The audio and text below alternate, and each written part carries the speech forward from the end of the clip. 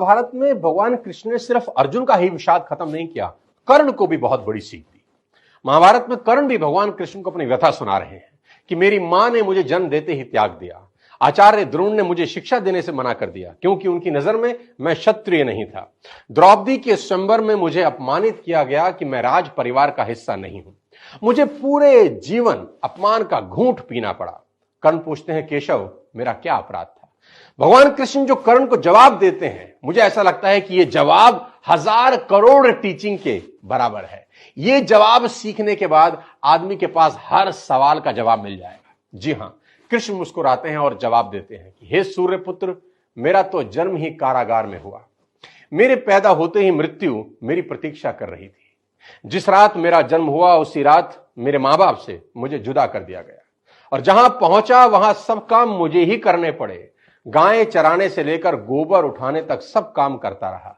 सिर्फ 2 दिन का था, मेरे ऊपर राक्षसों ने हमला कर दिया। मुझे बारंबार जान से मारने की कोशिश की गई। मेरा अपना सगा मामा मेरी जान का दुश्मन था। मेरे जीवन की चुनौतियां कहां कम थी। अन्याय जीवन भर मेरे साथ भी होता रहा।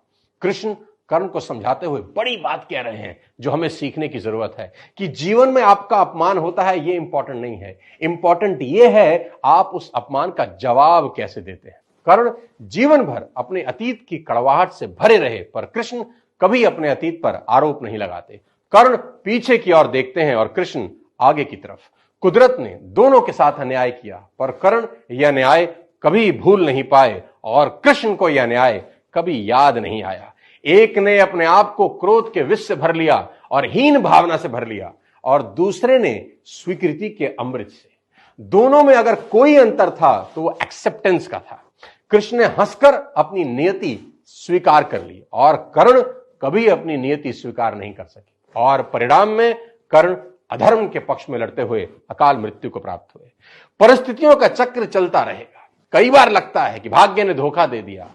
ये चुनाव हम पर है कि हम कर्ण की तरह रोएं या कृष्ण की तरह जीवन को